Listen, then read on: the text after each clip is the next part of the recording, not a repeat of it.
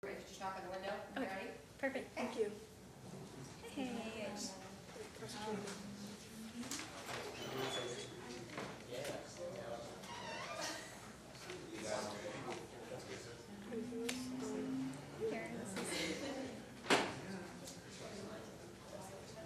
prosecution.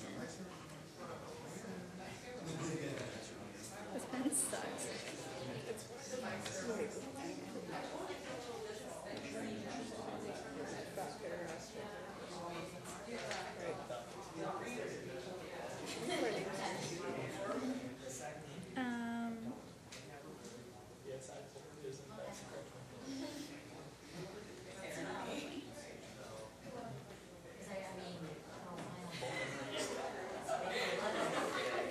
this is Hocking. Oh, Yeah, you're good. Title 2 districts. Oh, they didn't put their name on them, so. Yeah, they did. Districts, Title 2.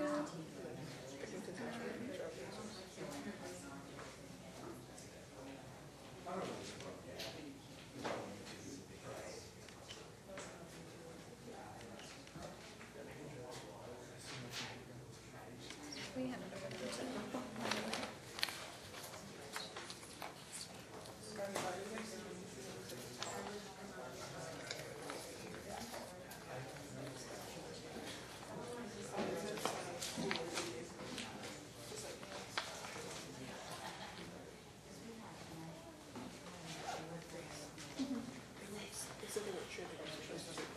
Oh, they are. Okay, I do have my pencil. Here it is. Oh, we have matching pencils again. I think this happened last time. It's good luck. Yep. Here, I'm gonna take this.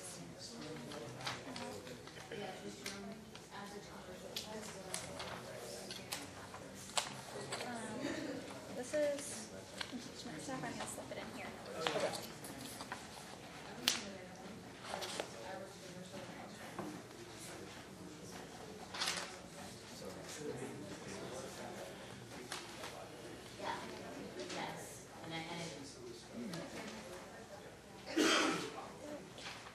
I like the difference between our.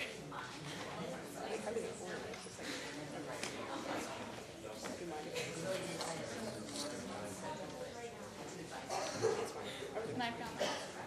We'll see if it actually helps. It might not. First I thought you said growl. I was like, why are you calling yourself gray?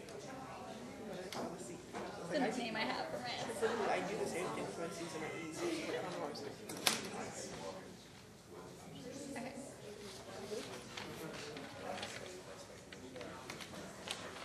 Oh, I can't move my chair. I'll take more. Go backwards. Okay, are you guys ready? Okay.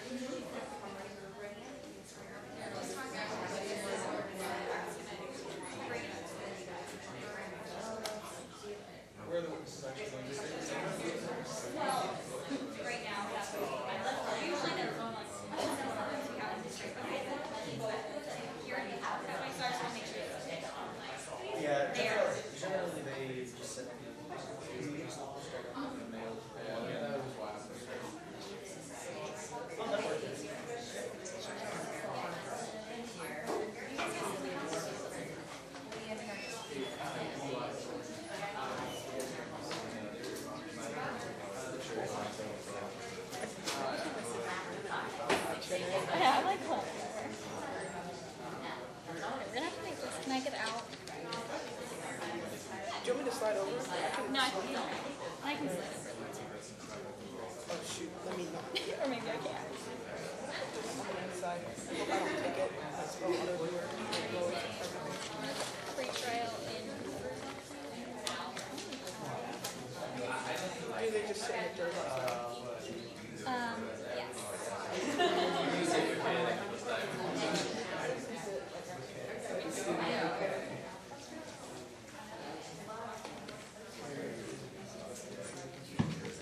Here's my pencil. We'll use that pencil. It's cuter. And that's what we're making. You guys should probably sit in the same row. Oh, yeah? Yes, sir. Or you could even do it if you had, I mean, you could do 2 and 2 so that's easier for you guys to get out and don't have to walk forever. Yeah.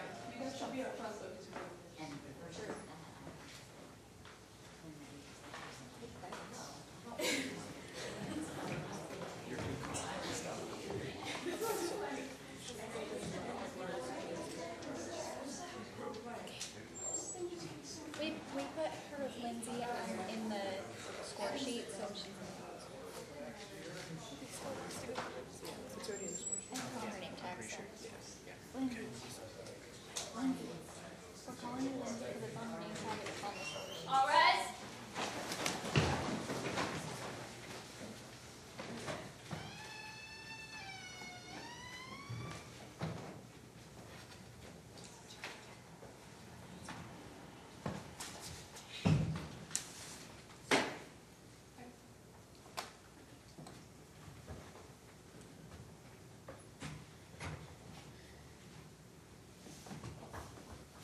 You may be seated. Good afternoon. I hope you guys all had a good lunch. Just as a preliminary matter, I'm going to introduce myself and the 2 people sitting next to me. My name is Jordan Meadows. I'll be the presiding judge today.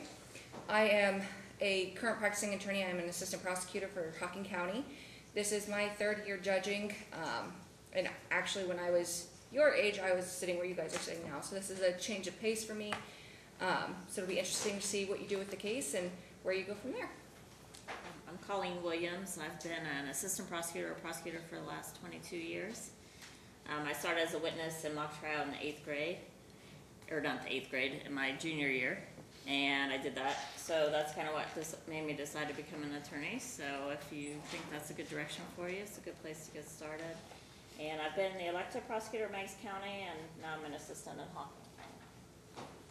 My name is Kyle Henderson. I'm a private practice attorney. I'm a former Hocking County prosecutor, and I used to be an advisor for mock trial, and I look forward to hearing how you guys present today. With that, we'll go ahead and get started. If the state would like to start with their opening. Yes, Your Honor.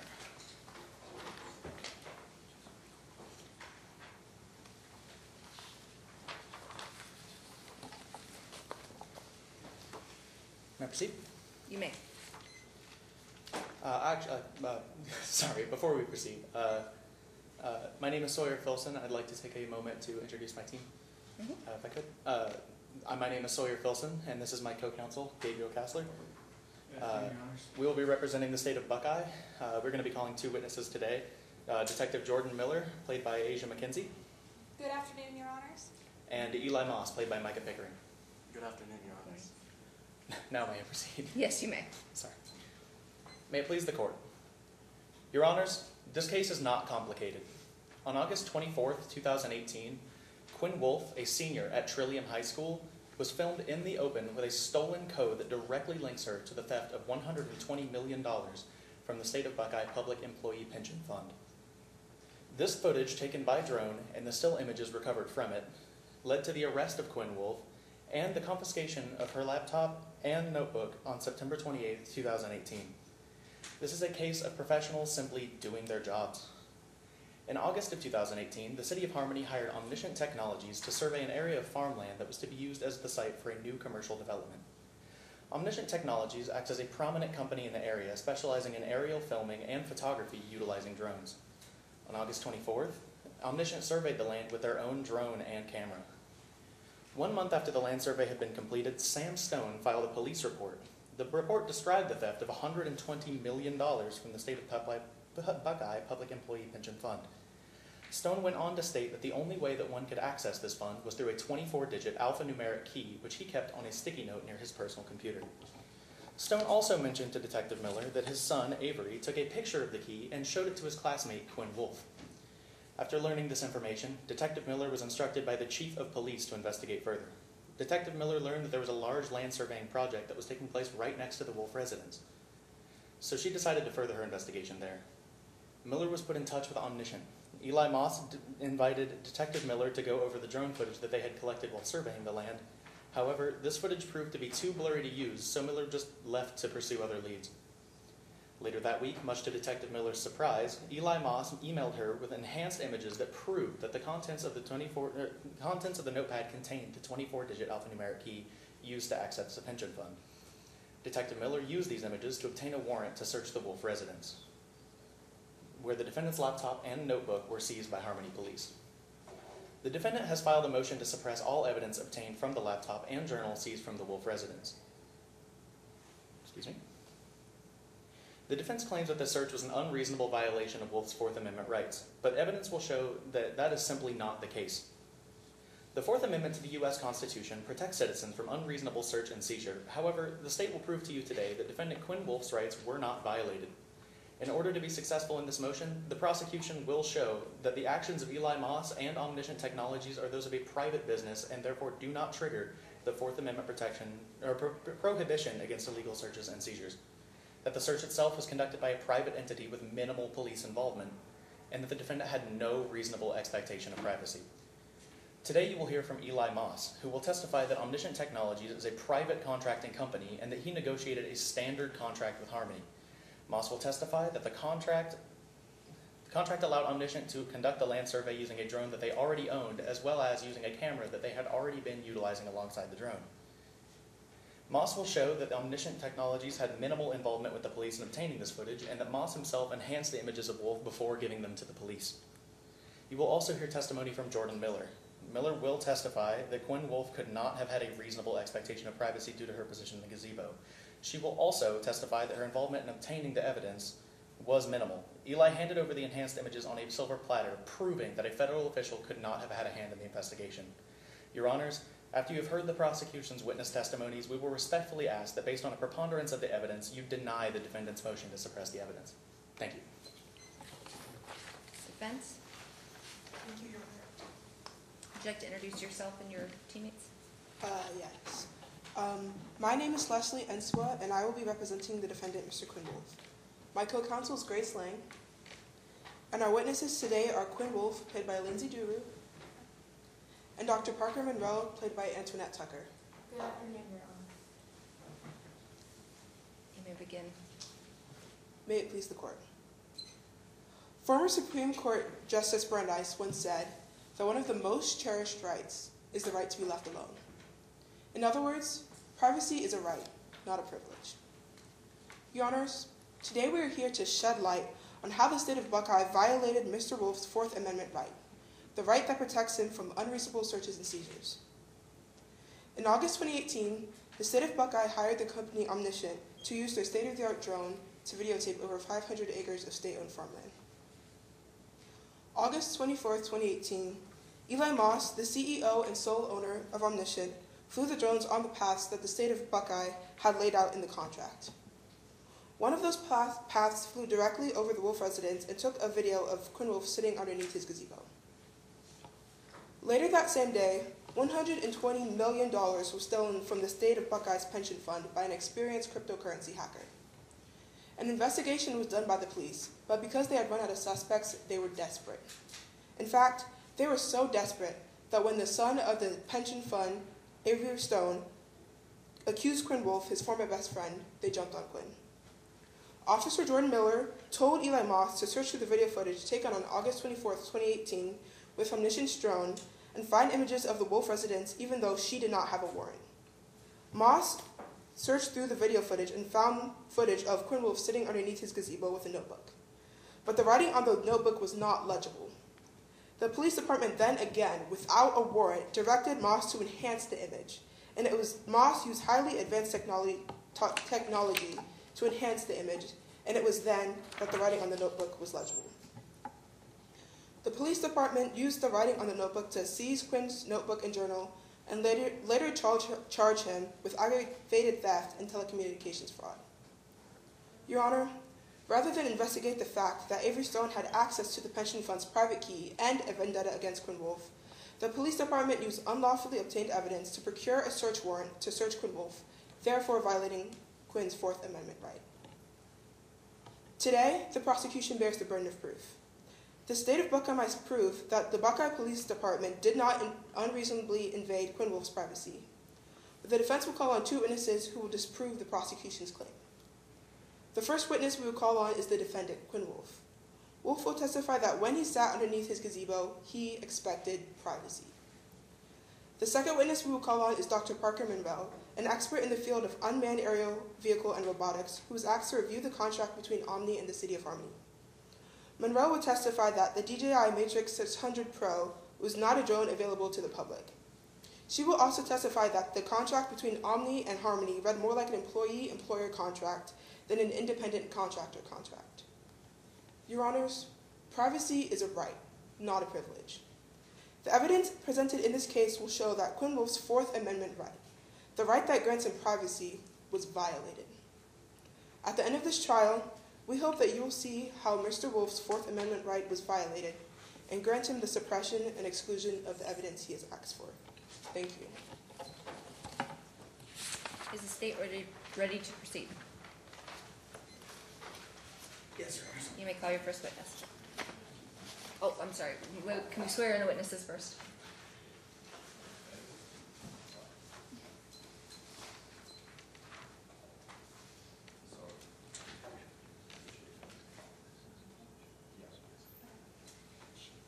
Will all witnesses and parties who are to testify in this trial please stand? Please raise your right hand. Do you solemnly swear that the testimony you're about to give is the truth, the whole truth, and nothing but the truth, and complies with the Ohio mock trial rules? Yes. You may be seated. Thank you. State, you may call your first witness.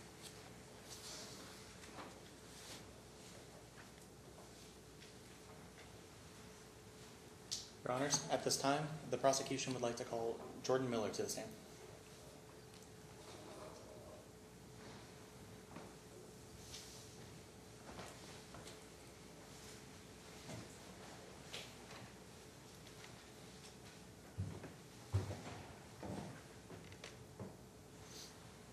May I proceed? You may. Can you please state your name for the court? My name is Jordan Miller. And what is your occupation? I'm a police officer for the City of Harmony. I have worked for the police force for 19 years. I was hired by the City of Harmony in 1999. Now, what training did you undergo as a police officer? I trained at the State Police Academy and began my career as a patrolman. Now, did you remain in the position of patrolman? No, I was sent to state investigator training in 2006 in order to begin working as a detective. And what training did you receive as a detective? I participated in training on the basics of forensic accounting. I was sent in 2016 to advanced criminology training on the basics of forensic science at the FBI Academy in Quantico, Virginia. Now, what did this advanced criminology training include? I learned the possible uses of and the technology behind video footage captured by drones for law enforcement purposes. I also learned the technology used to zoom and enhance images captured on video. I am determined to keep my detective skills up to date with all the new technology available to law enforcement officers. Now, are you aware of the facts of this case? Yes, I am. I was assigned to this case by my chief of police after I learned of relevant information from my friend Sam Stone. I had some ideas about how to further the investigation based off of my knowledge of online transactions. And what did you know at that point about the investigation? At that point, the state had been investigating the incident for several weeks. They had determined that the cryptocurrency account that housed the state pension fund had been hacked and drained of $120 million. They also determined that a 24-digit alphanumeric private key was used to hack the account. Now, can you explain cryptocurrency to us? Yes, cryptocurrency transactions are recorded in a digital ledger called blockchain. Blockchain uses public and private keys to log information. Each cryptocurrency account has its own private key that is stamped onto every transaction, making it difficult to trace. Now, is it possible to trace these transactions? No, it's impossible to trace cryptocurrency transactions. A platform was created for the sole purpose of keeping cryptocurrency transactions private. The platform records multiple cryptocurrency transactions occurring at the same time as a single transaction, making it impossible to trace. Now, at this point, how did you begin the investigation? I reviewed the case, and after extensive research, I realized the only way to apprehend the hacker was to catch the person with the 24-digit alphanumeric private key needed to access the state's account. I knew apprehending the hacker was unlikely, but it was definitely worth a try. Now, did you have any leads about how to identify this hacker? Yes. Sam Stone, the executive director of the Buckeye Public Employee Pension Fund, identified another student at his son's school, Quinn Wolf, as a person who could have possibly had access to the information needed to hack the account. After learning this, how did you proceed with your investigation? Well, everyone in the city of Harmony knew that the city was beginning commercial development of farmland in the area. Objection, Your Honor, speculation. She can't know that everyone in the city knew about this. Rebuttal? No. Response? Simply a figure of speech, Your Honor. Would you like to rephrase your question? I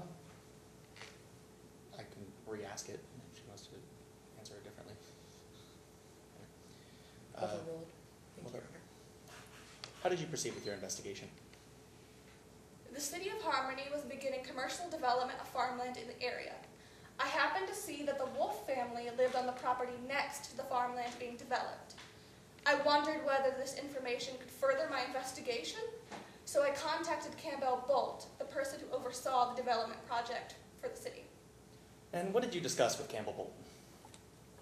I explained to them what I was looking for. I wanted to know whether the drone had captured footage of the Wolf property while flying over the city-owned land. Campbell offered to reach out to Eli Moss, the drone operator for the city's development project, who is also the owner of Omniscient Technologies, for more information on the footage collected. And did the drone capture any footage of the Wolf property? Yes. After my conversation with Campbell Bolt, Eli Moss called me. During our call, he explained that when initially looking at the footage of the Wolf property, one could see a person sitting in a gazebo in the Wolf's backyard with a laptop and notebook on a picnic table within the gazebo. Before I arrived at Omniscient Technologies, Eli had already asked one of his employees to zoom in on the footage collected. During our call, Eli explained to me that they had successfully zoomed in on the footage to get a better look at the Wolf property. Now, did Eli show you this footage? Yes. Eli invited me to the office of Omniscient Technologies to go over the footage collected. He had somehow found some great video of the Wolf's backyard. I was hoping that there might be some evidence of the use of the stolen code within the video. Now, what happened when you arrived at Omniscient's office? When I arrived at Omniscient's office, Eli had already pulled out numerous drone images taken on August 24th, 2018 of the Wolf's backyard.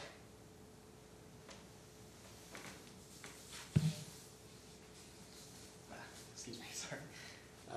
Your Honors, at this time I would like to bring Exhibit C into evidence. Let the record reflect that I am presenting opposing counsel with a clean and unmarked copy of Exhibit C. May I approach the bench? You may. I'll provide you each with a copy.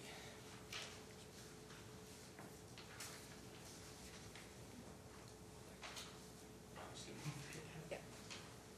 Sorry for that.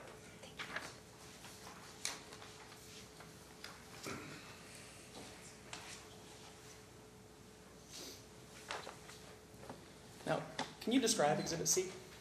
Yes, this is the executed flight path of the drone. It depicts the Wolf property and the property that was being developed by the city.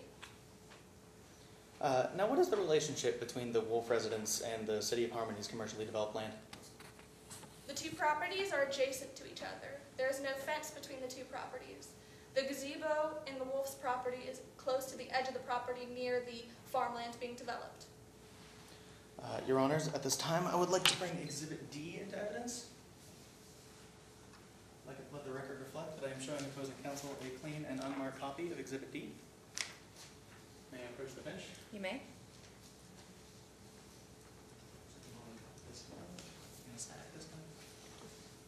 May I approach the witness? You may.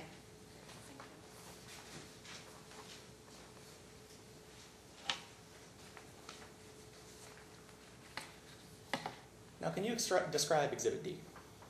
Yes, this is the image taken on August 24th, 2018. It depicts the original image taken by the drone. It also depicts the zoomed in and enhanced images that Eli Moss voluntarily zoomed and enhanced and gave to me. Now, can you describe what's in the original image? You can see a person sitting in a gazebo in the Wolf's backyard with a laptop and notebook open on the picnic table within the gazebo. Now, does anything obstruct the view directly into the gazebo that you can see? No, anything that happened within the gazebo would have been easily visible from just outside of the property line, as it was in plain view. Now, can you describe what is inside the zoomed image? Yes, this is the zoomed image that Eli Moss himself voluntarily zoomed in on and showed to me. It also depicts the Wolf's backyard with the gazebo. A person sits within the gazebo with the notepad and computer. Now, when you first saw this image, were you able to see what was on the notepad?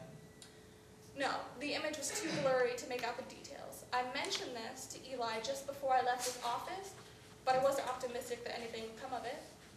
And did anything come of it? Yes, much to my surprise, Eli Moss voluntarily enhanced the image and emailed it to me later that day. And what was written on the notebook in this enhanced image? A part of the 24-digit alphanumeric private key needed to access the state's account. And how did you know that these were the same codes? While I could not make out every single letter or digit in the notepad, I could see enough to convince me that I needed to compare it to the code that Sam Stone had. Sam provided me with a 24-digit alphanumeric private key needed to access the state's account. Sure enough, the first 7 digits of the 24-digit alphanumeric private key matched the visible digits in the notepad next to Quinn Wolf in the video. And from here, how did you proceed with the investigation? I requested a search warrant to search the Wolf residence for the computer used in the theft of the cryptocurrency. I was hoping that the evidence of the use of the stolen code visible in plain sight to the drone would be enough for me to get the warrant. And did the court grant you this warrant? Yes, the court granted me the warrant based solely on the evidence I had obtained in plain view. As you can see in Exhibit D, one can see a person sitting within a gazebo in the Wolf's backyard with a notepad and computer before the image was zoomed or enhanced.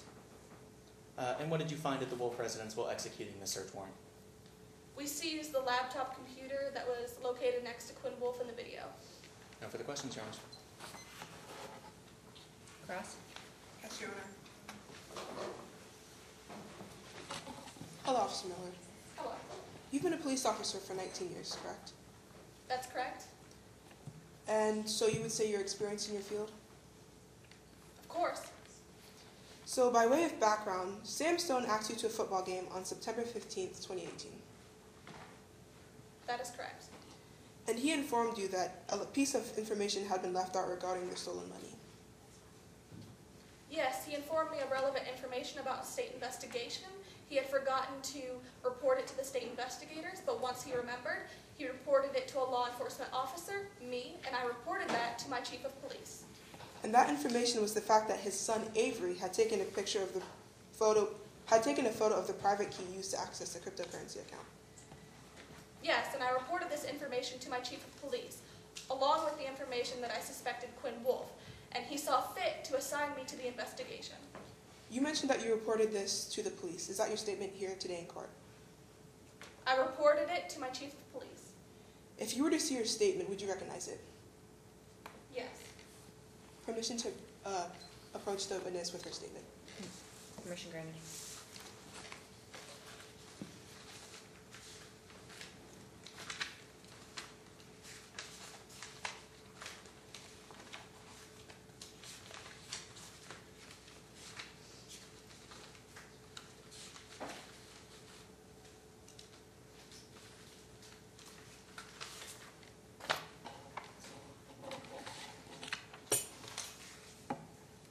Permission to coach the witness.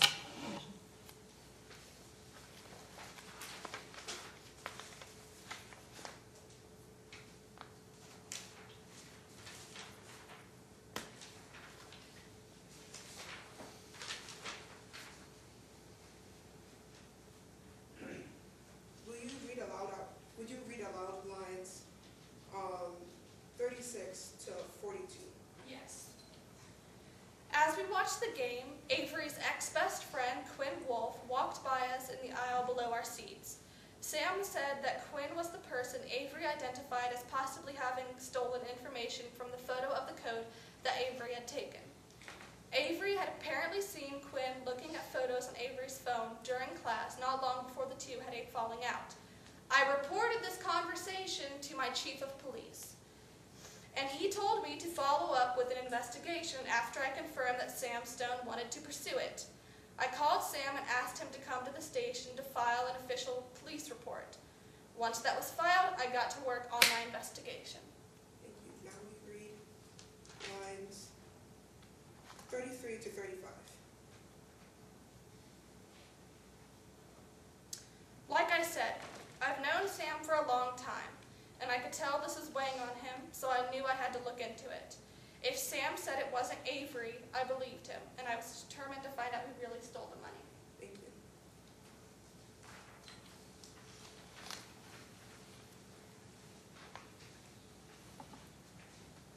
So you were aware that Sam Stone had the private key, correct?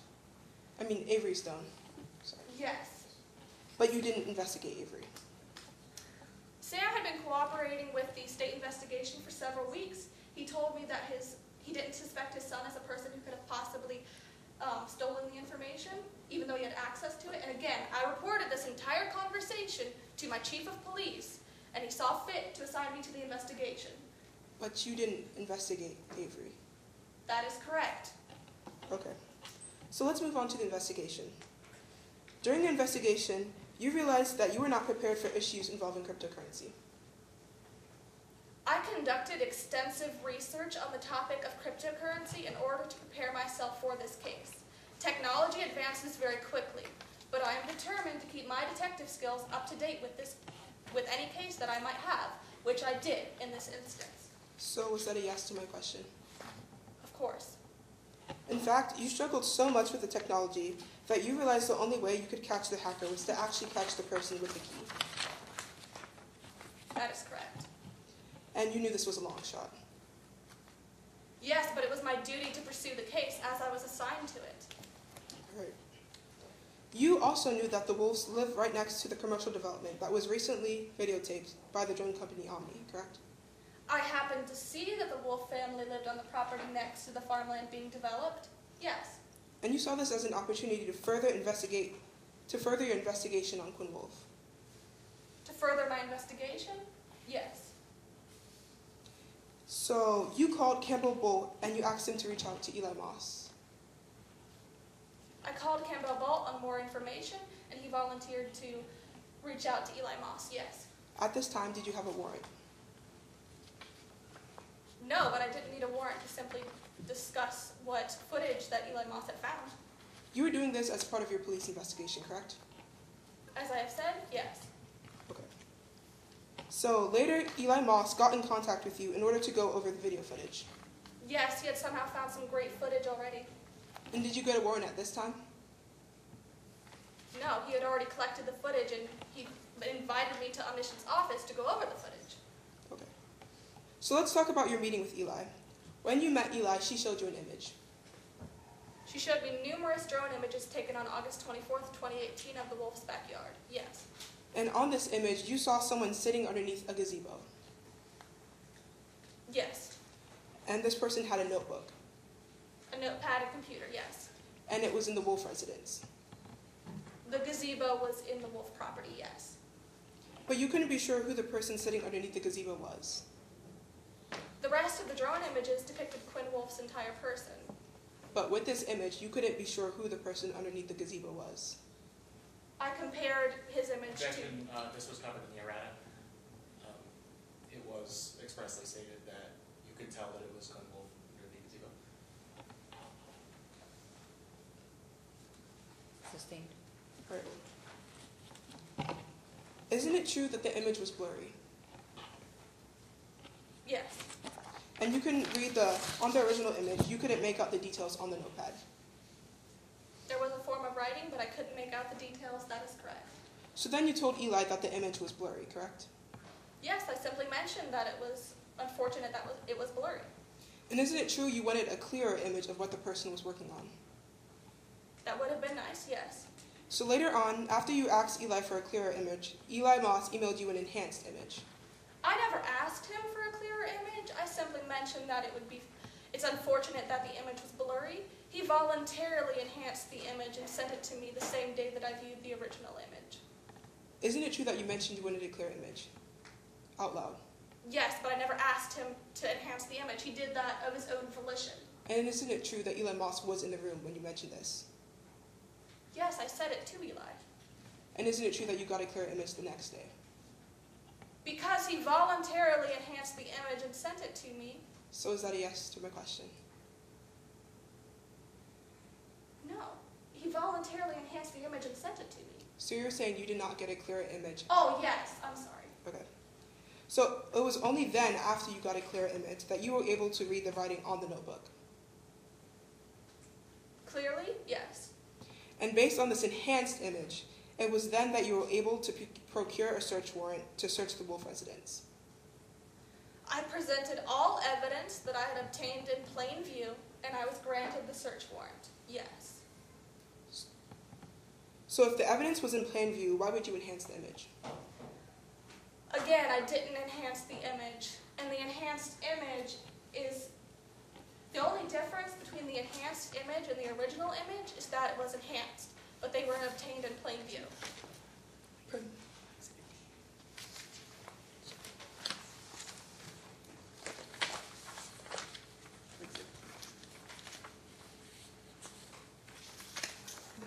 This one. Permission to approach the here. I would like to introduce what has been previously stipulated as Exhibit D. Let the record reflect I am shown by opposing counsel clean and unmarked copy. May I approach the witness? You may. Do you recognize this document? Yes. And on the original image, can you read the writing? Yeah, I'm sorry, no. The defense has no further questions. Permission to retrieve the document. Permission granted. Recross or redirect? Yes, Your Honor.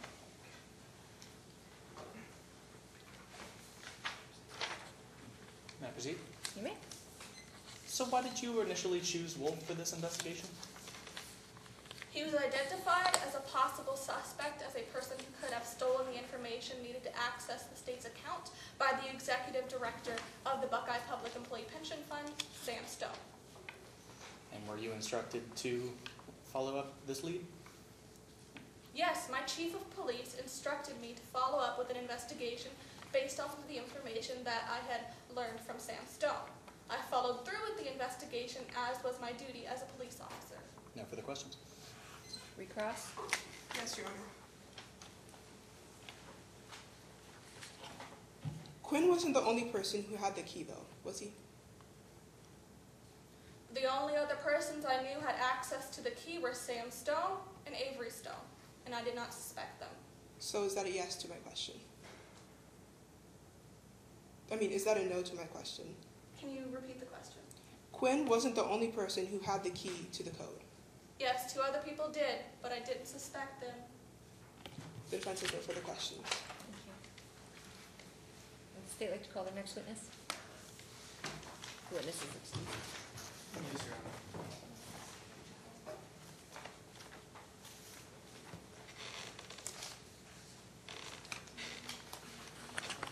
At this time, the prosecution would like to call Eli Moss to the witness stand.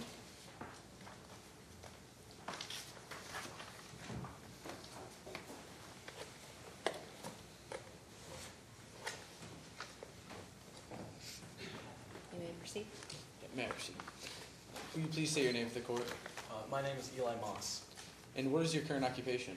I'm the current CEO and owner of Omniscient Technologies, LLC, or Omni for short. And what training have you received?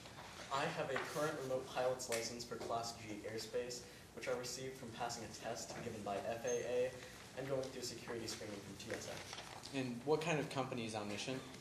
My company, Omniscient, is an independent aerial filming company that we receive and fulfill contracts from the public to the best of our abilities. Can you tell us about the contract between Harmony and Omni? Yeah, Harmony contracted Omni to survey 500 acres of farmland for commercial development. Tell us how you fulfilled the contract. I went out on the 24th of August to survey the land. I flew my drone somewhere around 400 feet in the air. They never specified what they wanted me to film other than farmland. At this time, Your Honors, I'd like to introduce Exhibit B to the court. Let the record reflect I'm showing a clean, unmarked copy to the opposing counsel. May I approach the witness? You may. Your Honors, would you like a copy? Yes, please. May I approach the bench? You may.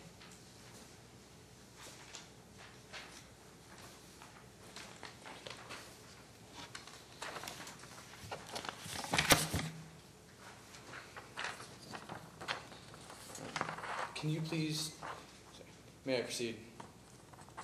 You may, sorry. Do you recognize this document? Yes, this is a partial copy of the contract that I made with Campbell Bolt. Can you please read section 2.09? Contractor may, at contractor's own expense, employ any assistance that contractor deems necessary to perform the services required of the contractor by this agreement. And what does that mean? To sum this up, this basically means that if Omniscient needed any additional resources or outside help, the state would not provide aid or financial support. We would have to use our own resources. And what drone did you use to complete this contract? I had already purchased the DJI Matrix 600 Pro that fit the requirements of this contract. If I didn't already have this drone, the state wouldn't have helped me buy this. Can you please read section 2.010? This agreement does not constitute a hiring by either party. It is the party's intention that contractor shall have an independent contractor status and not be an employee for any purposes. This is due to many acts and codes, and the rest is cut off. And what does that mean? This means that we are just, we weren't employees of the state, we are just performing a service that anyone could have contracted us to do. Did this contract have a termination date? Not exactly. It just said that the contract was over whenever Omniscient completed and gave Harmony the video of the farmland. But we still had to keep all of the footage for up to 10 years. And soon after we did finish this contract, I got contacted by Campbell Bolt. Can you please read sections 2.07 and 2.08 from the contract? Any and all footage collected in performance of this contract prior to, during, and after surveillance of the above named parcel shall be retained by contractor for a period of at least 10 years. Any and all footage collected and retained shall be furnished to client within 5 business days of a written request for any and all purposes, including but not limited to criminal investigations, prosecutions, or other official business. Do you know why Harmony wanted you to keep the footage? Harmony specified the terms for retaining footage in great detail because apparently Harmony had issues in the past with footage being lost from a major operation. At this time, Your Honors, I'd like to introduce Exhibit C to the court. Let the record reflect I'm showing a clean, unmarked copy to the opposing counsel. May I approach the witness? You may.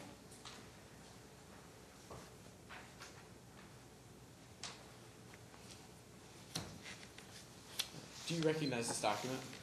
Yes, this is a copy of the map of the land that I surveyed. Can you describe this map? Yeah, the farmland is in a rectangle shape, and a neighboring property cuts into the left-hand side of it, creating sort of a panhandle shape. What are the dark areas on the map? Those are clusters of trees throughout the farmland. Why were they marked on the map? The trees made it difficult to maintain a visual on the drone while also capturing all of the necessary footage. Wherever I positioned myself, I was too close to a cluster of trees to see anything in the air. How did you fly the drone? I flew my drone back and forth across the farmland, and if you were looking at a map of the land, I had to stand in the upper left-hand corner and fly my drone diagonally over a corner of the neighboring property. This was the only way to avoid the trees that would obstruct my view.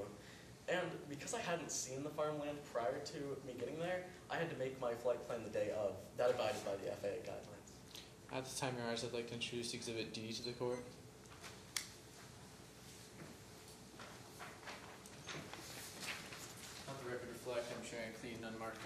opposing counsel. May I approach the witness? You may.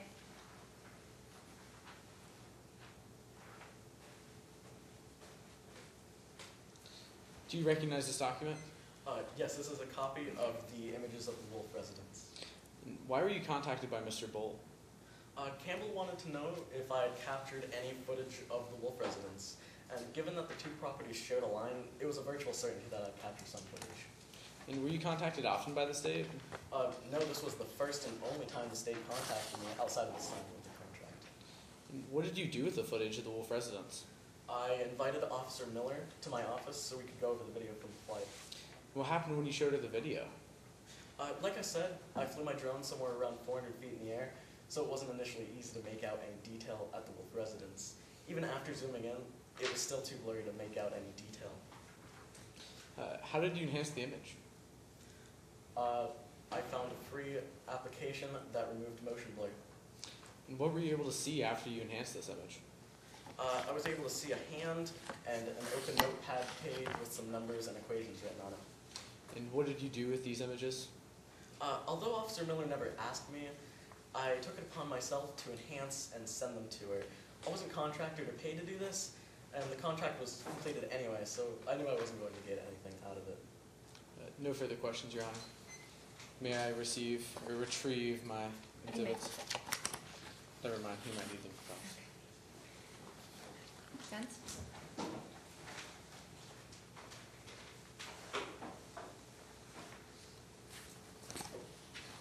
Good afternoon, Eli Moss.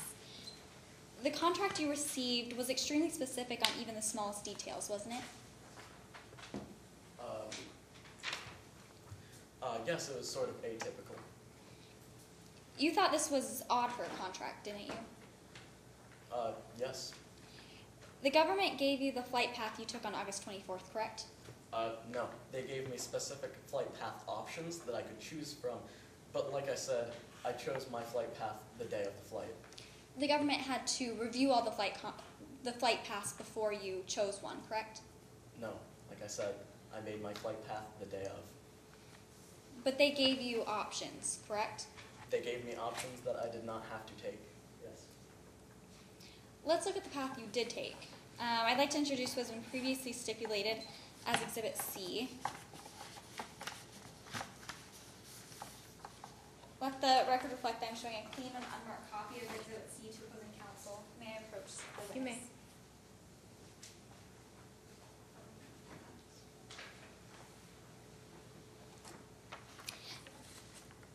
This is a map, the path of the drone took on August 24th, right? Yes, this is how I flew the drone. The path the government had you take forced the drone to enter the Wolf's property, correct? No, this is the only path that I could take that abided by the FAA guidelines. I had to keep on a visual on the drone. It was the only way that I could complete that. So according to the contract the government wrote, this is the path that allowed you to do that, correct? No, I made my flight plan the day of. So this path didn't allow you to maintain the FAA regulations? It was the only path that allowed me to take FAA guidelines. So that was a yes to my question earlier. Okay, no to your question. I asked if, according to, you followed the contract that required you to take follow FAA regulations, correct? Yes, And this is the path you took that followed that contract, correct? this was the path that I chose, yes. The path you took entered the Wolf's property not once, but twice, correct? First on the way through and then on the way back? Yes, this was the only way to keep a visual on the drone. And the government required you to keep the footage the drone took of the Wolf's property, right? Yes, I found this a little odd, but given that they had lost footage in the past due to it being not specific, I understood. And the government directed you to find Quinn Wolf on this footage, didn't they? No. He was wondering if I had any footage of the Wolf residence.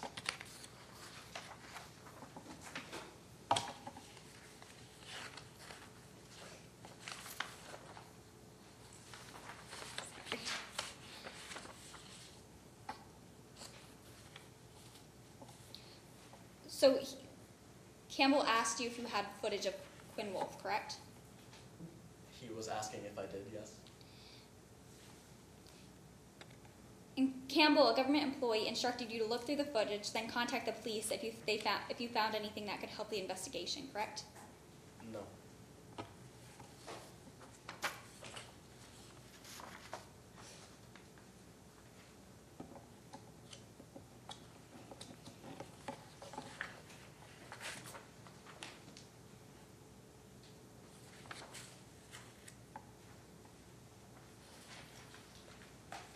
Sorry, I may have a moment.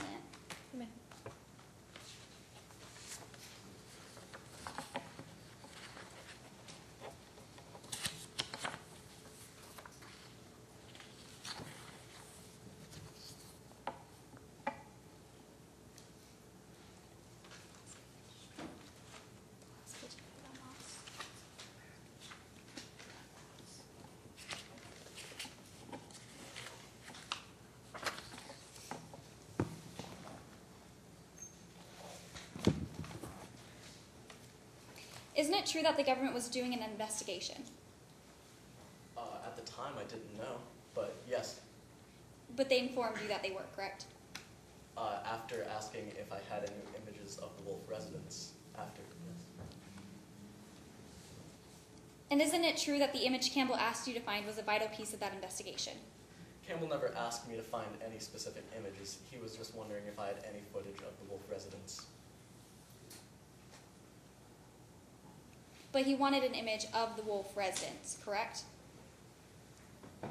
Campbell Bull, excuse me, never said that he wanted any images.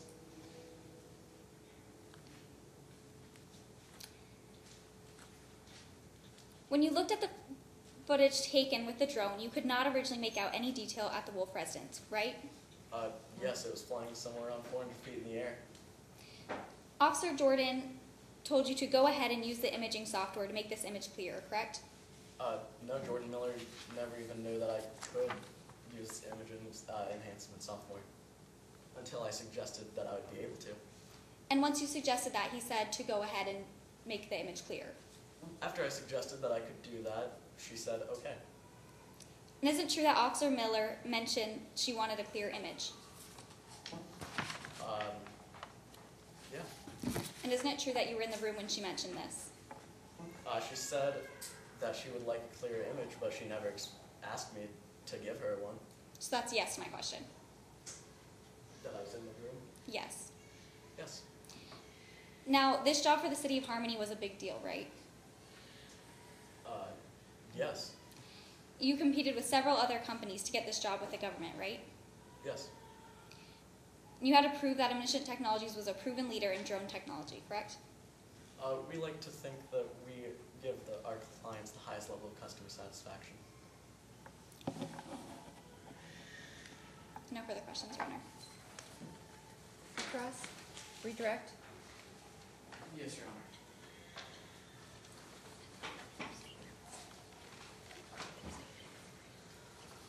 At this time, I'd like to reference Exhibit C. I believe it's already been brought up. What flight plan did you use on the day of the flight? I made my own flight plan, and it just happened to go over the Wolf property. And why did it have to go over the Wolf property? I had to abide by FAA guidelines, and I had to maintain a visual on the drone. This was the only way that I could do that. No further questions, Your Honor. Recross. No recross necessary, Your Honor. Witness is excused. Step in.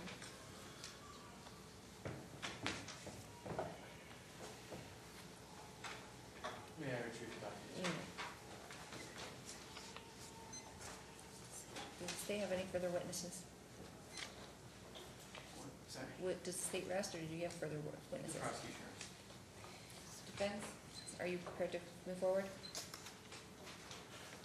Yes, Your Honor. You may call your first witness. The defense calls on Quinn Wolf.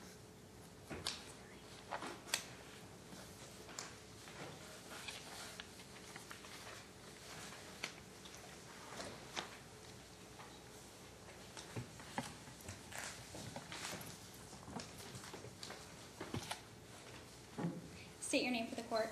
My name is Quinn Wolf. How How are you involved in today's case, Mr. Wolf? Well, I'm a high schooler who's been falsely accused of stealing $120 million. And I just recently learned that the government was using a high-tech drone to spy on me. What exactly happened last August? Well, it was August 24th. It was pretty much like any other day. I got home, I grabbed my notebook, and headed out to my gazebo for some privacy and to work on a code my friend Avery had sent me. Can you describe the gazebo? Yeah.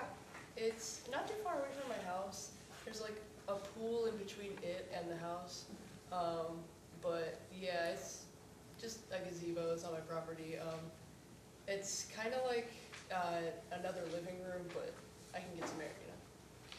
You mentioned a code. What is that? Yeah.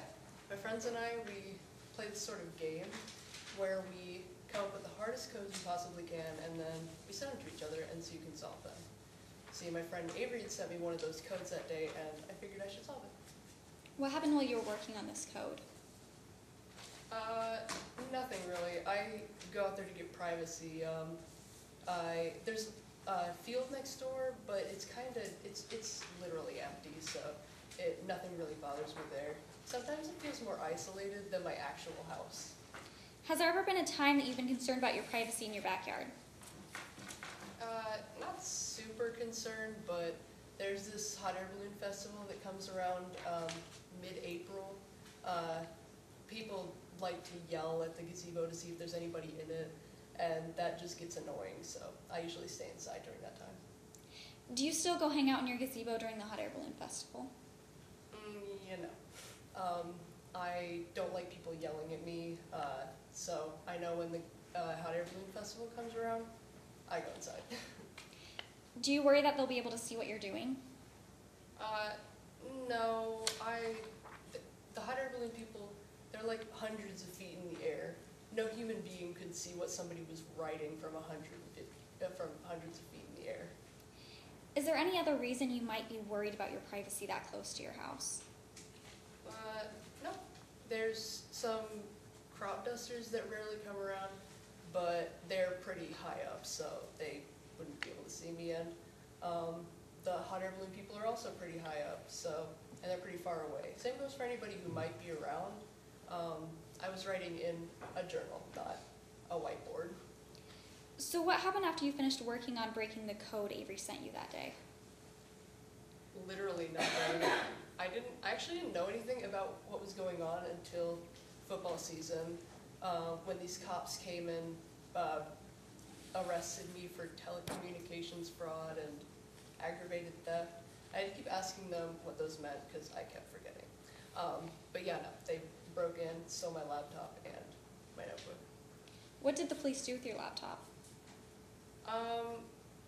They were trying to see if I had been to some wallet website. I think it had something to do with the code Avery sent me, but I don't know how they would have known I had it. The only people who knew that I had it was me and Avery. Did anyone ever find out how they knew to look at your computer?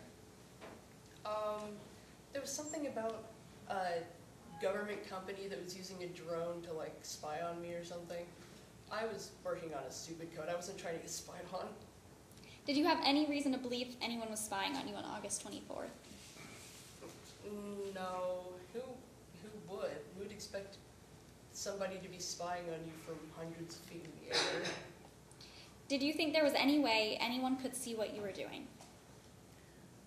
No, I didn't see anybody around, and I just knew that in my gazebo, if I'm working in my notebook, nobody can see me, what I'm doing. No further questions, Your Honor. Cross? Yes, Your Honor.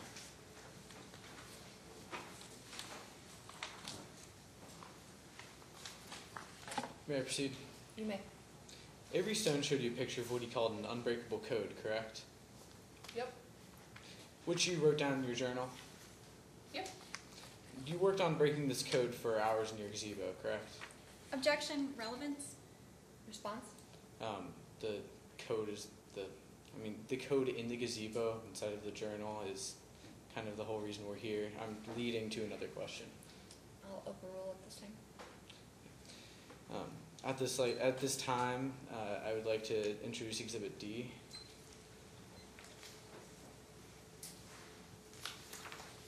Let the record reflect, I'm showing a clean and unmarked copy to the opposing counsel. May I first witness? You may.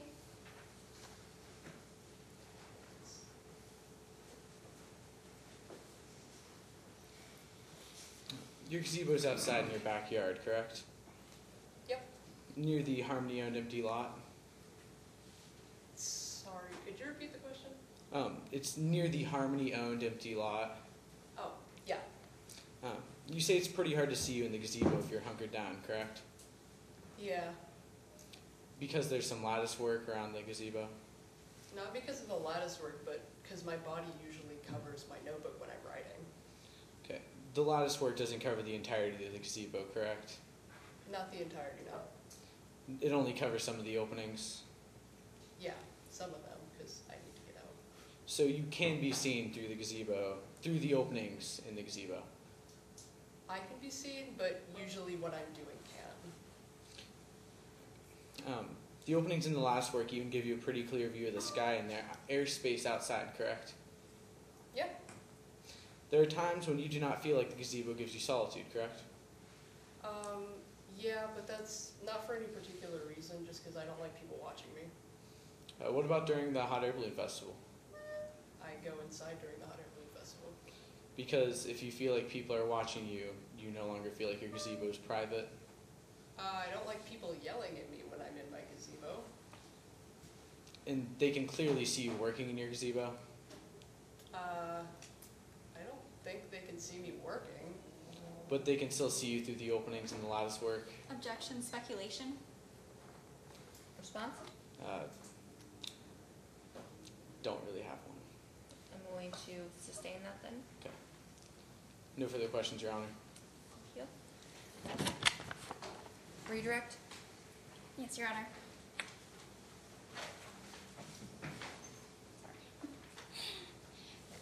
Mr. Wolf, why couldn't anybody in the hot air balloon see what you were doing, or so you think?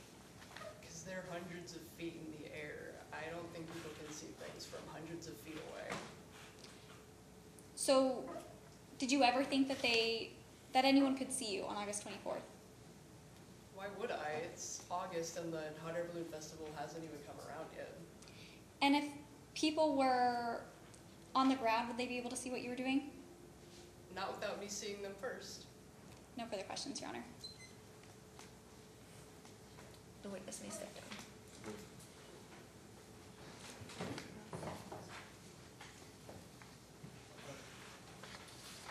Oh, I'm sorry. We were never given the chance to recross. I apologize.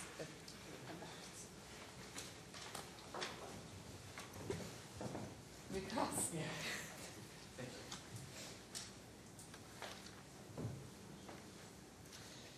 So you say that you can see the sky and the nearby trees, correct? Yep. Meaning things from the outside could see you as well? Probably a little, yeah. No further questions, Your Honor. Now you may step down. May I retrieve the documents?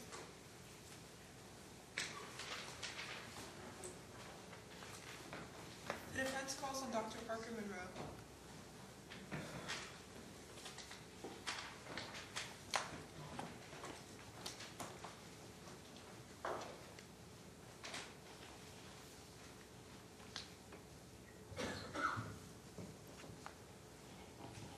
State your name for the court, please, Dr. Parker Monroe.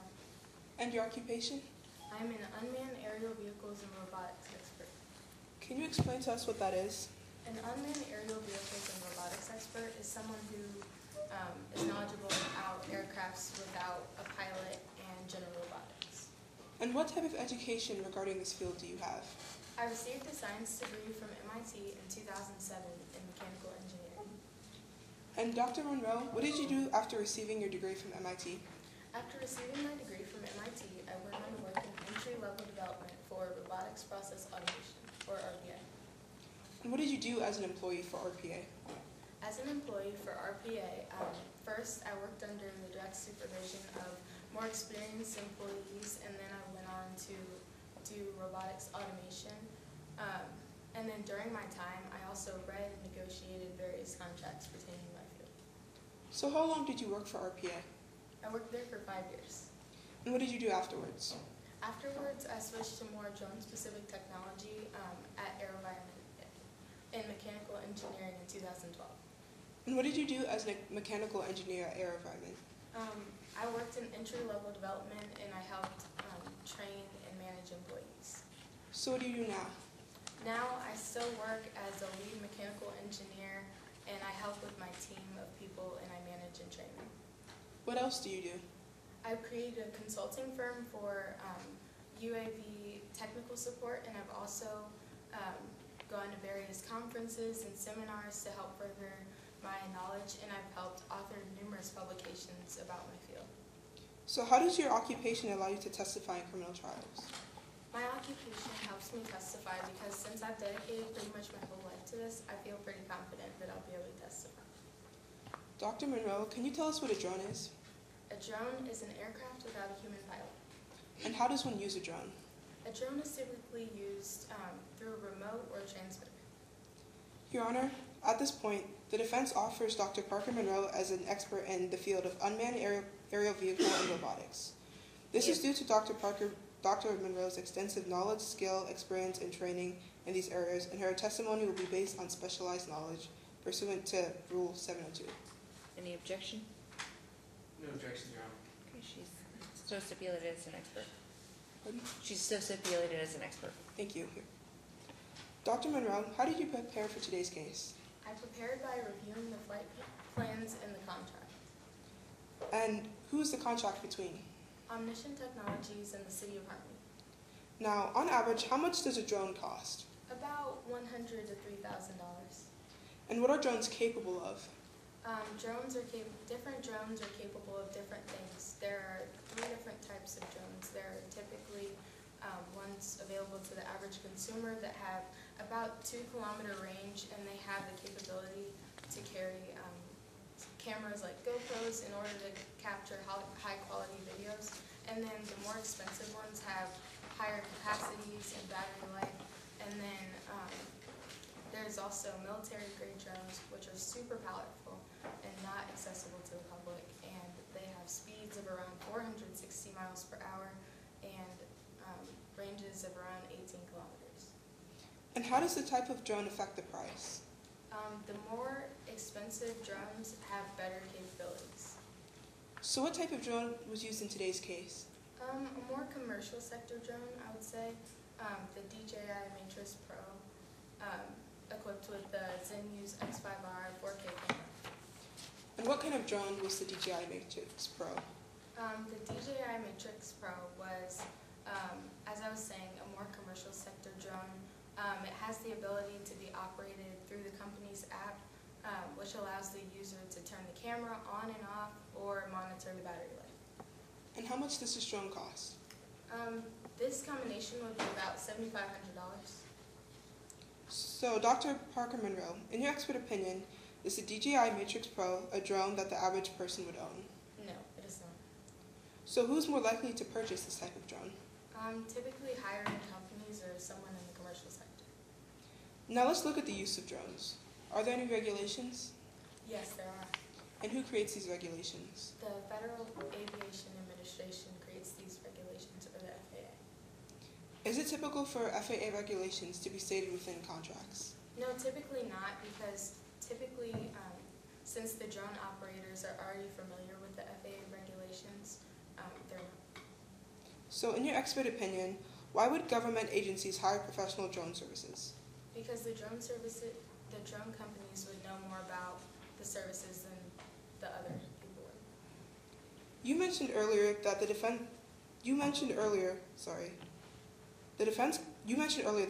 Council asked you to review the contract between Omni and the City of Harmony. Let's take a look at this contract. I would like to introduce what has been previously stipulated as Exhibit B. Let the record reflect that I am showing opposing counsel opinion on my copy. Permission to push the witness. Permission granted.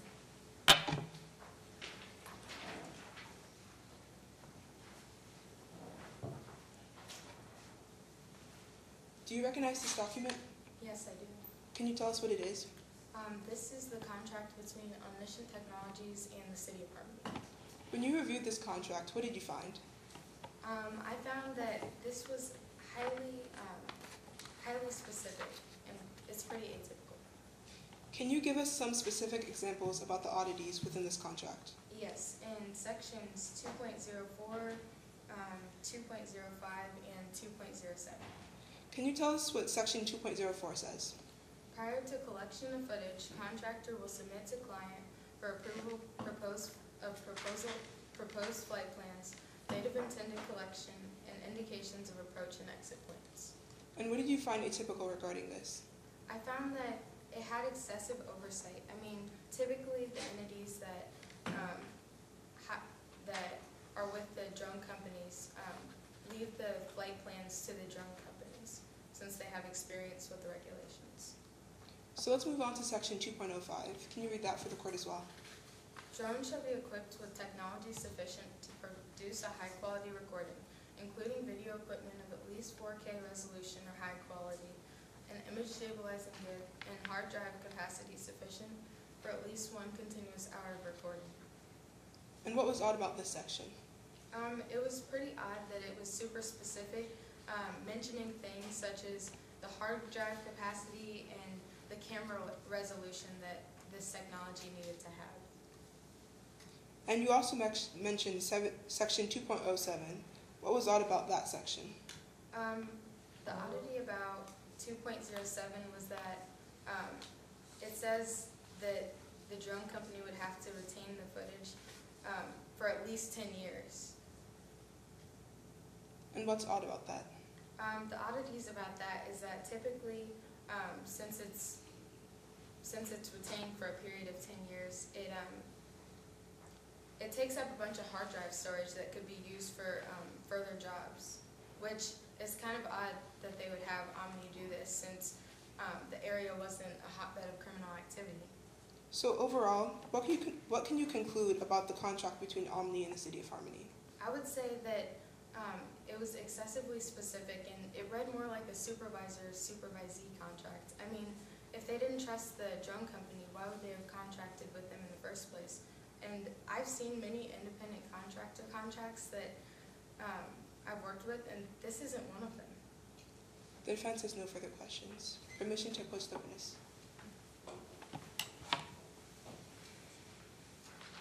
Cross? Yes, Your Honor.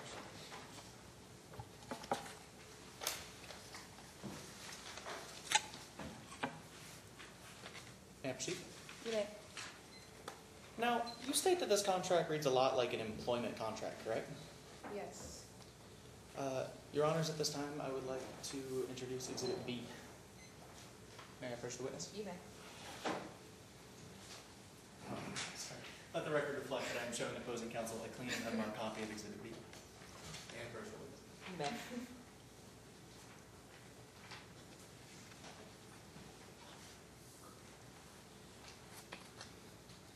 Now, can you read me the first two lines of section 2.010?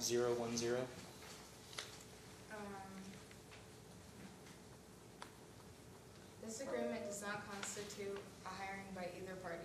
It is the party's intention that the contractor shall have an independent contractor status and not be an employee for any persons, including but not limited to the application of the Federal Insurance Contribution Act, the Social Security Act, the Federal Unemployment Tax Act, the provisions of the Internal Revenue Code, the Buckeye Revenue and Taxation Code relating to income tax. Just the first two lines, please. That's what I need. Thank you. And can you explain what that means to me? It is trying to say that it doesn't constitute a hiring by either party, but... Thank you. Objection, Your Honor. The attorney has cut off my witness and didn't let her finish. Response? I don't need to do that. Typically, that's the purpose of cross. So at this time, I'm going to overrule your objection. Okay. Thank you. Now, can you read section 2.09 for me, please? Contractor may, at contractor's own expense, employ any assistance the contractor deems necessary to perform the services required. And for this contract, that meant the drone and the camera that came with it, correct? Yes. And so you agree that Omniscient Technologies and Eli Moss had this drone before the survey took place? Yes, but it's highly inaccessible to the public. But he had the drone prior to the case? The state did not provide him with the drone? Yes. So drone technology's been around for about 100 years now, correct? You could say. But you state that it's been around for about 100 years? Yes. And that's not exactly new, is it? No. And since the 80s, around the 80s, this was mainly military technology though, wasn't it? Right. And since the late 2000s, drone technology has become widely popular among even regular users, hasn't it? I mean, but this type of drone that was used wouldn't necessarily be of any interest to the average. But drones in general have become more popular over the years, haven't they? Yes. And this surge in popularity was due to drone prices going down? Again, as I was saying, this drone isn't as accessible. Just drones overall, their prices have been going down over the years, and this is why they've become more popular? Yes. And you say that this massive price decrease in drones in general was due to cell phone technology reducing the prices of controllers and camera sensors? Yes. Now, you say that the DJI MHS Pro is not widely available to the average user, was it? No, it wasn't. However, it is available to the public. I mean, but the average user wouldn't have any real use for it due to the higher capabilities of the equipment. But I could go buy one right now if I wanted to, But it's not likely. but I could. Sure. Now, this drone is not a military drone, is it? No, it's not. Now, you say that this drone is rather easy to use, don't you? I mean, sure, but most people wouldn't know how to use one with these capabilities. Now, you say that most people wouldn't know how to use one, but you can even operate the drone via smartphone application, can't you? Yes. No further questions. Class? Yes, Your Honor.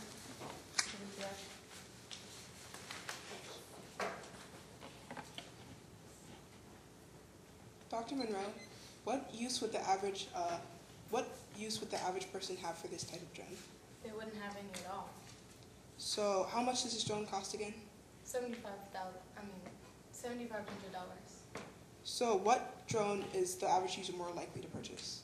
The ones that fall between the range of $100,000 and $3,000. The defense has no further questions. Reclass? Yes, Your Honor. Now proceed. You may. So you state that the average user would be more likely to purchase a drone between $100,000 and $3,000, correct? That is correct. But that same average user could purchase, if he had the funds, a drone that costs more than that? It's not likely, but yes. No further questions. The witness is excused.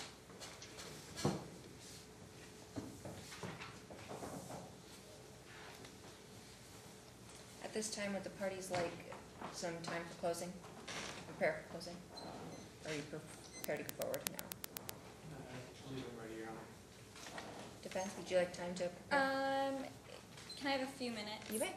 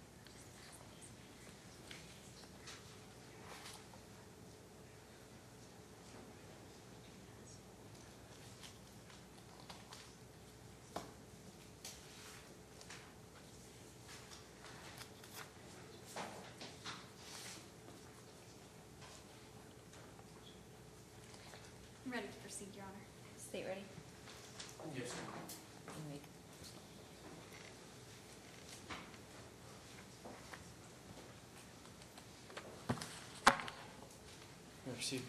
Okay. May it please the court. Your Honors, the prosecution carried the burden of proof in this case. We have proven by preponderance of the evidence that Defendant Wolf's Fourth Amendment rights were not violated. Defendant Wolf had no reasonable expectation of privacy because the actions of omniscient Eli Moss were those of a private contractor and not those of a state entity. The Supreme Court case, Bloom v. Uretsky, lays out a four-pronged test to determine whether the actions of a private entity can be fairly attributable to those of the state. The four prongs are: 1, whether the private entity depended on the state for funds. Eli Moss was not dependent on the state for funds. As testified by Eli Moss, Omni already owned all of the equipment used for the mapping project, including the DJI Matrix 600 Pro and the ZenMuse X5R. 2, the level of private entity regulation by the state. His actions were not regulated by the state. Eli Moss only had to follow the FAA regulations that all drone operators must follow. 3, whether the private entity performs a public function. The collection of footage was a one-time event, and Eli assisted with the investigation only because he felt he could be of use, not because it was part of the contract. 4, if there's a symbiotic relationship between the private entity and the state. Omniscient is an independent contractor. The City of Harmony was treated the same as their other clients. Omni fulfilled this contract just like they would any other. Eli Moss was just doing his job as a professional in his field. The contract between Omniscient Technologies and the City of Harmony was a standard contract, just like any, between an independent contractor and the client. As Eli Moss and the defense's expert, Dr. Monroe, stated, this was not an employee contract. The contract itself specifies that the contract shall have an independent contractor status and shall not be an employee.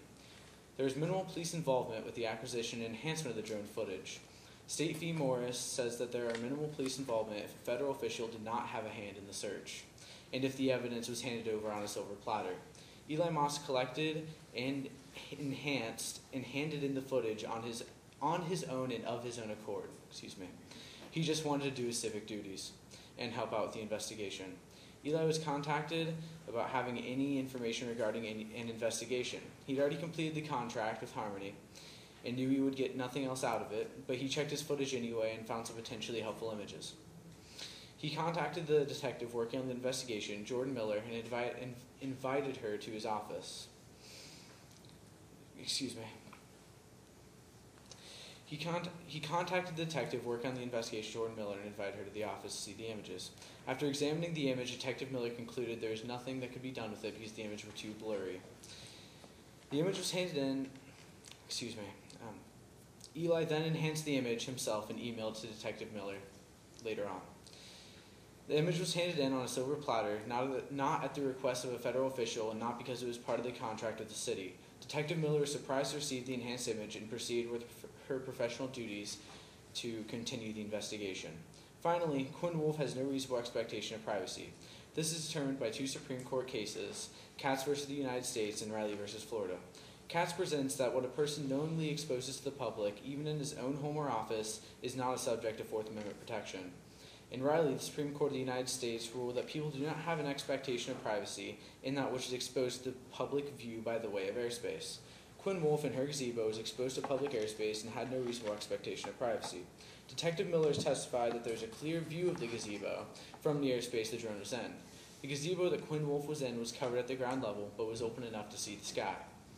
On multiple occasions, Quinn Wolf has known and expected people to be able to see her in her gazebo. She's even had to leave. She testified on cross-examination that even though it may seem private at the ground level, the lattice work does not cover the sky or all of the openings, and that gazebo does not have a door. She even admitted that she liked to stargaze at night in her witness statement. This shows with certainty that there's a clear view inside the gazebo from public airspace. Society simply cannot recognize her gazebo as private, and therefore no Fourth Amendment search could have been performed. The defense has tried to argue that the DJI Matrix 600 Pro is not accessible to the public, therefore making its use in collecting the images of Quinn Wolf a violation of her privacy. However, on cross-examination, the defense's expert witness, Dr. Monroe, stated that the drone is in fact available to the public, even if its price is much higher than the normal drone. High-tech or not, any person could have purchased the drone, captured the footage of Quinn, and handed over to aid the police investigation. When examining the testimony heard today through the applicable legal tests, the conclusion is simple. It is about two professionals, Eli Moss and Detective Jordan Miller, just trying to do their jobs. The evidence the defense is trying to suppress was obtained illegally. Eli Moss is fulfilling a contract with the City of Harmony. That does not mean that these images were obtained during an illegal search. A private citizen alone cannot perform a Fourth Amendment search. Additionally, Quinn Wolf had no expectation of privacy in her gazebo. No Fourth Amendment search occurred until the Detective Miller obtained a search warrant. Thank you, Your Honor. Defense?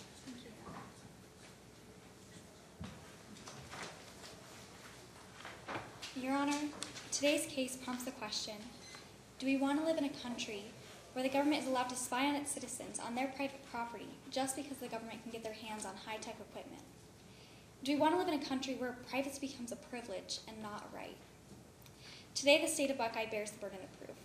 They must prove that the evidence they obtained by the drone footage captured on August 24th is admissible in court. Your Honor, the prosecution has failed to meet its burden. The prosecution has brought out Bloom v. Yartsky to defend their case, but it's clear to see that the facts in this case fulfill the requirements of a state actor as said in Bloom v. Yartsky. 1, Eli Moss was paid and funded by the state. And 2, Eli Moss was directed by the state in everything he did. And 3, the footage, as said by the contract, was used for criminal proceedings. The prosecution has also brought up Florida v. Riley, but it's clear to see that the facts in this case are different from those in Florida v. Riley. Quinn Wolf was writing on a small journal that was under his body and under a gazebo in his private yard, not a giant glass building filled with marijuana. The Buckeye police violated Mr. Wolf's right to privacy by using private computer data obtained by a contracted government actor, Omniscient Technologies. Mr. Wolf had a reasonable expectation of privacy while he was in his gazebo on his private, secluded property. Through its contractor, the Buckeye police invaded Mr. Wolf's privacy and conducted an illegal search and seizure of his property. Today, we had the opportunity to hear from Dr. Parker Monroe and the defendant, Quinn Wolf. Dr. Monroe testified that the contract written by the state made Omniscient Technologies a government actor while they obtained and processed footage of the government-owned land and the Wolf residence. Dr. Monroe also explained to us the specialized capabilities of the Mattress 600 Pro. The drone utilized by Omniscient Technologies is a high-powered drone that is not owned by common consumers and individuals. The government used extensive technology, not readily available to citizens, to further refine images, proving that this is not a case of casual accidental footage obtained by a fellow citizen, but intentional footage the government paid for. The prosecution called Eli Moss, who further showed this, when he said the contract was too specific to be just a normal contract, and that he found the footage of Mr. Wolf, kept the footage of Mr. Wolf, and enhanced the footage of Mr. Wolf under the direction of the state. Mr. Wolf testified to his experience on the day the drone footage was taken. Now, Mr. Wolf isn't the most polished witness, but that's because Mr. Wolf was not trying to fulfill a role or play a character. Mr. Wolf is a high school student who was being plainly honest with us. Mr. Wolf described to us his private gazebo. Through Mr. Wolf's testimony, we learned that he had a reasonable expectation to not be spied on in his own yard under his own gazebo. Mr. Wolf also showed us that the open fields doctrine is not applicable because Mr. Wolf's activities could not be viewed with the naked eye. He reminded us that he was writing on a piece of paper under the cover of his private gazebo rather than writing on a whiteboard. The government had used extensive technology and then specialized imaging software just to be able to see what he was writing.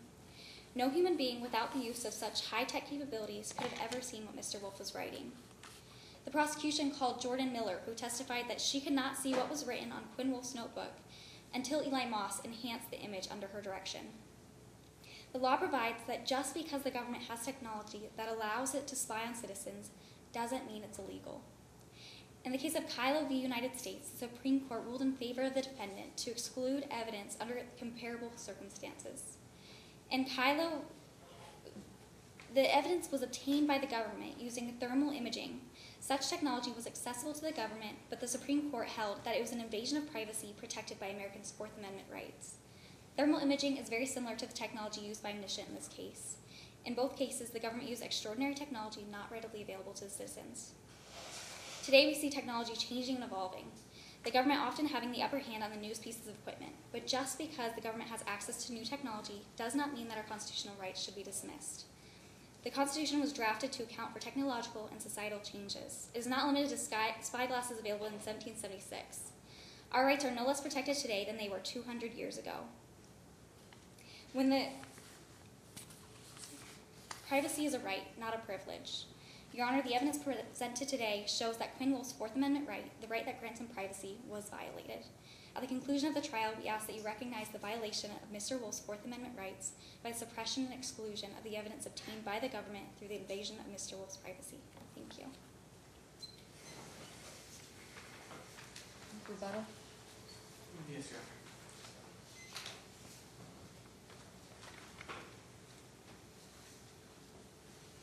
You may proceed. You may. May it please the court. Your Honors, the defense has tried to argue that the use of the DJI Matrix 600 Pro violated defendant Wolf's privacy. They have argued that the drone is too expensive for the average user and its capabilities make it so powerful that it was able to invade defendant Wolf's privacy. This is simply untrue. As Dr. Parker Monroe stated on cross-examination, this drone is available to the public and is not a military drone. This drone may be top of the line, but it is available to the public and there's nothing illegal about owning or using it. According to Riley, a search warrant is not needed for which can be obtained by the naked eye. As we saw in Exhibit D, all necessary information for obtaining the search warrant was observable in plain view. This includes the image identifying Quinn Wolf, plus the notepad and computer containing the 24-digit alphanumeric key. These images were taken at or around 400 feet from public airspace. Considering that the land just a few feet away from defendant Wolf's gazebo is public property, all this information could have easily been seen by someone walking past her property. We have already proven that Eli Moss is not a state actor and that there is minimal police involvement in the collection and enhancement of the drone images. Omniscient is not dependent on state funds. Their actions were not overly regulated by the state. The survey of the city's property is not a public function, and there is not a symbiotic relationship between Omniscient and the city. Additionally, Detective Miller's involvement in acquiring the images of the Wolf's property was minimal. Eli Moss handed over the images on a silver platter after enhancing it on his own accord. High-tech or not, any person could have purchased this drone, captured the footage of Quinn, and handed it over to aid the police investigation. Simply because Eli Moss was doing his job as a professional and fulfilling a contract with the City of Harmony does not mean that these images were obtained during a legal search. A private citizen alone cannot perform a Fourth Amendment search. Your Honors, the prosecution respectfully requests that you deny the defendant's motion to suppress evidence. Thank you. At this time, I'm going to excuse the scoring judges for our post-trial objection period.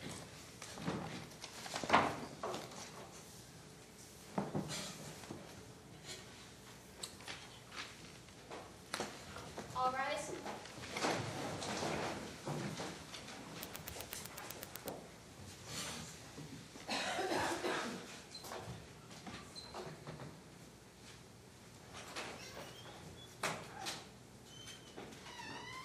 You may be seated. Are there any post-trial objections that need to be brought to my attention? Yes, Your Honor. It is standard in mock trial procedure to allow 15 seconds after open or closing examination to let the attorney wrap up. I apologize for that. I was going based on my thing. It said stop. I'm sorry, I didn't say anything about that. All he had left was asking for the evidence, or asking for the... The defense has no post-trial objections. With that, I will retire with the other judges. I'm not sure who gave these to me, but you need them back, your evidence sheets? Okay, and I can get them from the other judges too. I'll bring them in when we come back in, but. Thank you. All right.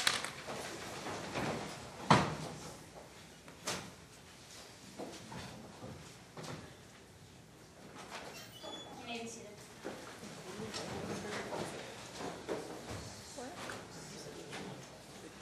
Oh,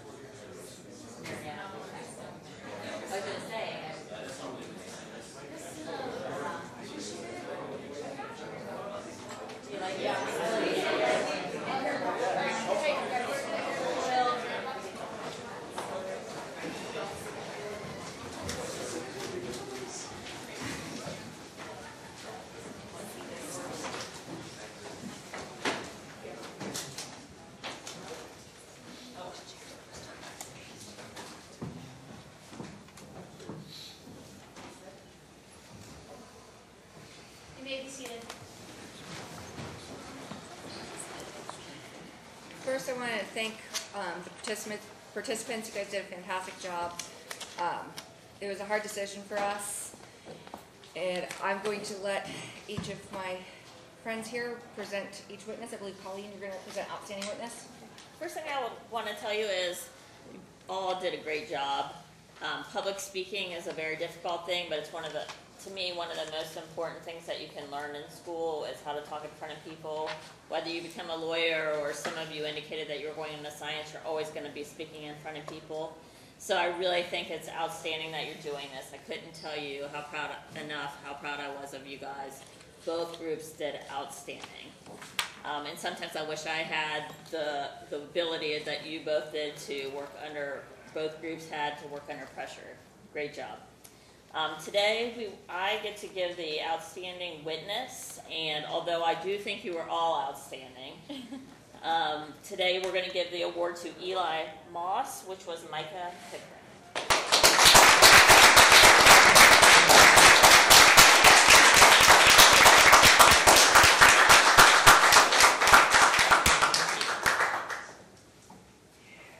And I believe, Kyle, you're presenting best witness? Yes.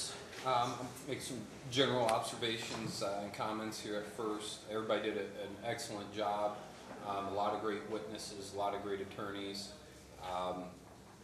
This was an interesting, unique case. Obviously, we don't look at all this before today, essentially. And it was a lot of interesting facts. I think a lot of the focus, could be more on for either side.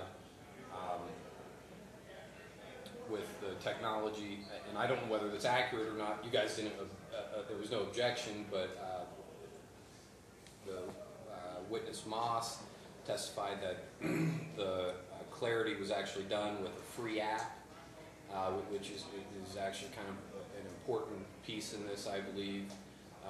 In addition to that would be the focus shouldn't be on, you know, how far the capabilities of the drone as far as the travel distance. I think we're mainly looking at the camera. Is the camera regularly available? Is it available on the market? I believe the 4K camera probably is. But I think the linchpin to this case is the free technology is actually what clarified it. But irrespective of that, there's arguments to be made every way in the criminal justice world, so that's the interesting part about this. But the attorney that I felt did the best job would be Leslie. I'm not going to attempt to pronounce your last name.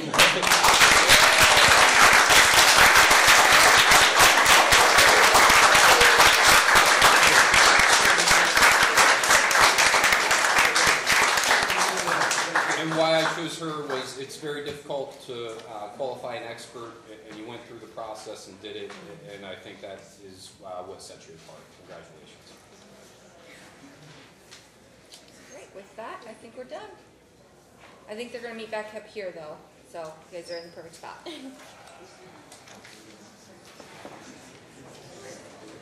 think it is.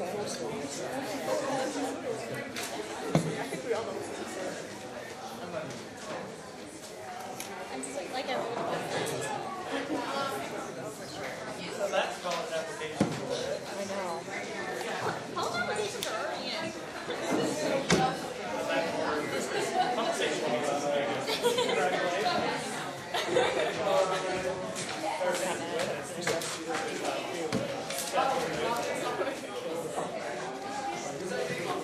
I'm sorry? Thank you.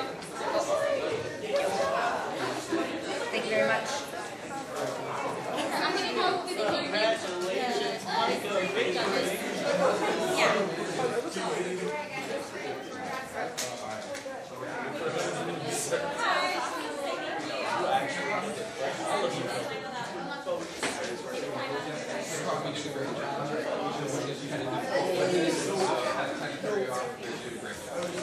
How are we doing?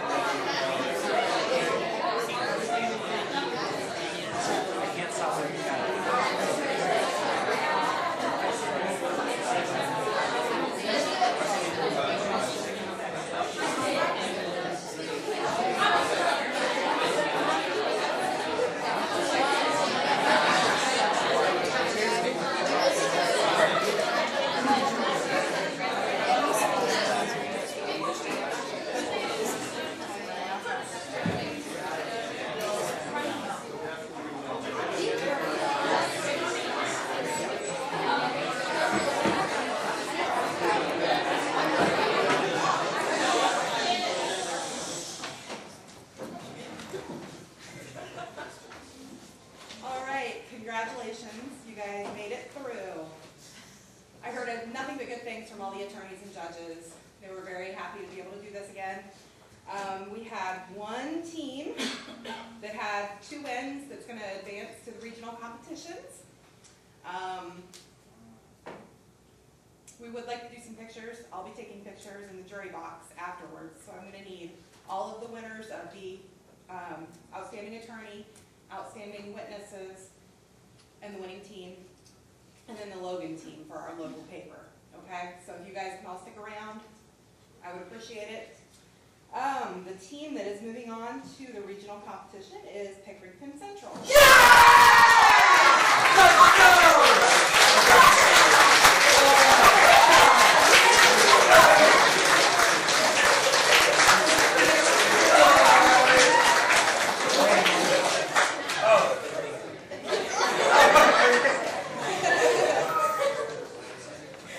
There you go. Congratulations. Thank you. You're very welcome.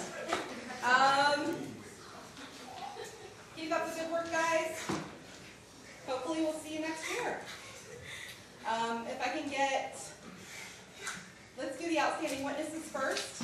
I'll have you gather here in the witness box, then the attorneys, then we'll do Pickerington and then Logan, okay? All right. Thank you.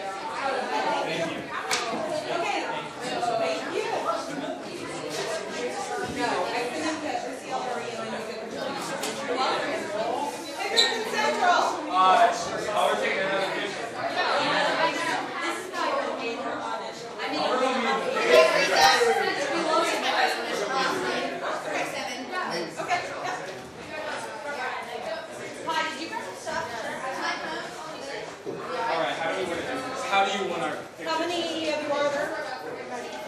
There are many. 11? Okay, let's do 5 and then 6. Hey, we should flex all our flexes and all the ones. And then we can have the advisor and then shot too. What? I'm sorry.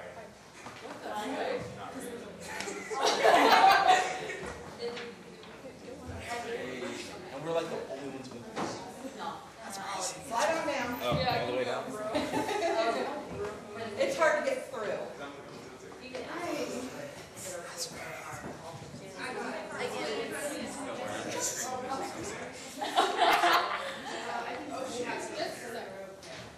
It's fine, it's whatever. Did you not get your hair? No, we're good. No, you get it? No, this is. Oh, yeah. But you don't have your. But you need your. Do I need it? No, they don't need the picture. I already got the outstanding witnesses and the attorneys, so. So should we? Put mine down. Got it. I guess, yeah. No, put it down. Just a team picture. You put your certificate down. This is the group one. Oh, okay, that's fine. You can put it up, put it up. You can put it down. All right. 1, 3. 1, 2, 3.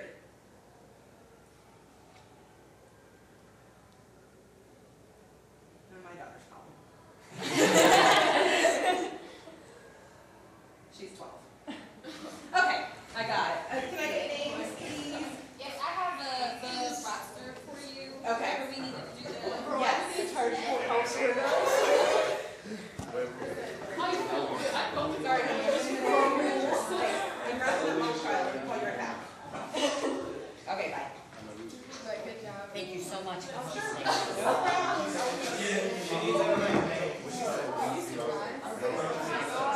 about just one of you comes and that has really good handwriting Oh, not I.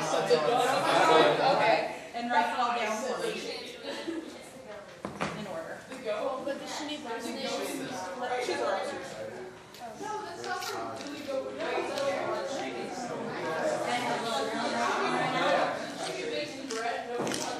Now we're going to downstairs. So, in class, you too? She's looking at me like, I tell you what. not anymore. You don't need to make her do it in front of everybody.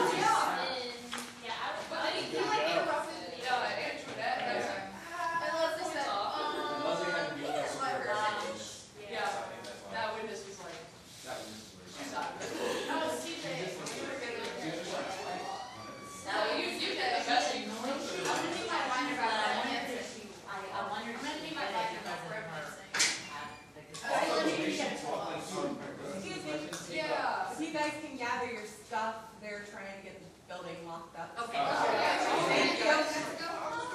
Where's our